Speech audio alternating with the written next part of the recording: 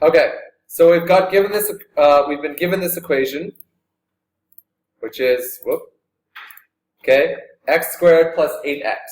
Y equals x squared plus 8x.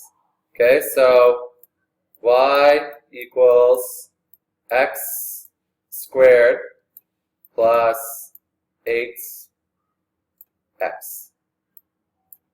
Okay, so now the first thing we should determine, okay, if we're going to try and figure out with the table of values where the x-intercepts are, okay, what can I do to figure out where I should start my table of values from so that I can see both of them? A few different options. First, let's think about how it's transformed.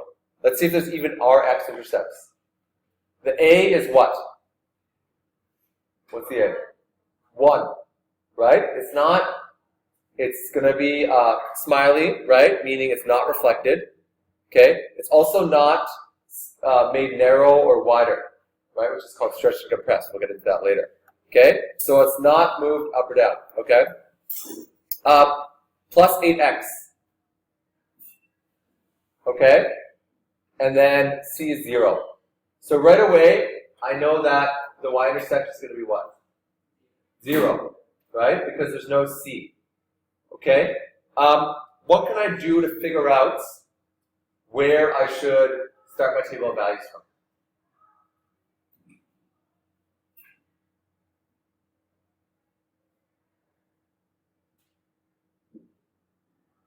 I mean, one thing I could do is just put it into my graphing calculator, right?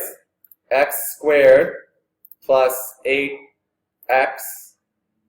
and then look at my window. Okay, I'll make my window regular, standard window settings. Negative 10, 10, negative 10, and 10. Okay? And if I graph it, right, I get this. All right, so based on my graph, I know I should start from over here. Okay, so probably all the way at, looks like 1, 2, 3, 4, 5, 6, 7, 8. Okay, so looks like on the graph that it goes exactly through 8, but if I wanted to make sure, I can do my table, x, okay, and y. All right, and I'm going to start at negative 8 for x. Okay, negative 8. If I put negative 8 in for x, y equals negative 8 squared plus 8 times negative 8. Okay, well, negative 8 squared is positive 64. 8 times negative 8 is negative 64. 64 minus 64, that's 0, right? So it looks like we found the first 0. Okay? Because I can already see from this table that the other y-intercept is 0, I'm just going to count by 4 to save time. Okay? So negative 4, if I put it in, okay, and this time I'll just do it on my calculator. So negative 4, always use brackets when you substitute. Okay? Make sure, otherwise you'll make a mistake. Negative 4 squared plus 8 times negative 4, okay? That's going to equal negative 16, right? And then if I put in, bad 6, but you get the idea, okay? If I put in 0 to this equation, right, I'm obviously going to get 0, okay, as I knew before. All right. So I have my two zeros. So I know my x-intercepts. My x-intercepts are 0 and 0. Okay? My next thing I want to find out, my x-intercepts are negative 8 and 0. Okay, negative 8 and 0. If I want to find out my axis of symmetry, I can just use my equation, which is negative 8 plus 0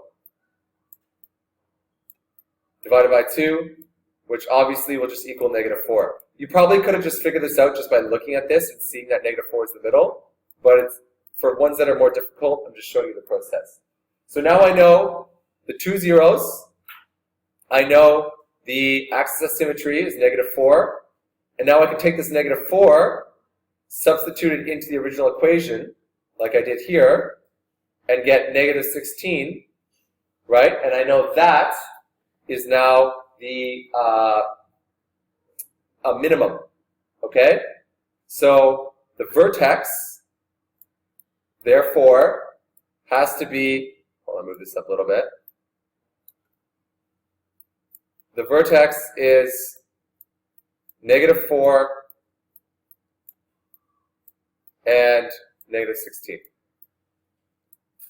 Oh no, not -14. Hold on. Sorry. -4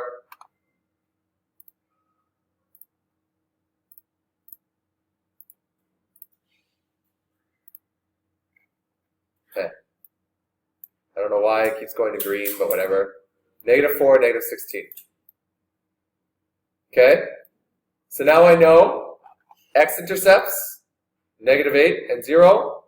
Y-intercept, 0. Vertex, -4, -16, which is made up of the axis of symmetry and the minimum. So I found out all that information just by doing basically one calculation. Okay. So that's it for using that method in order to find all the features of the graph.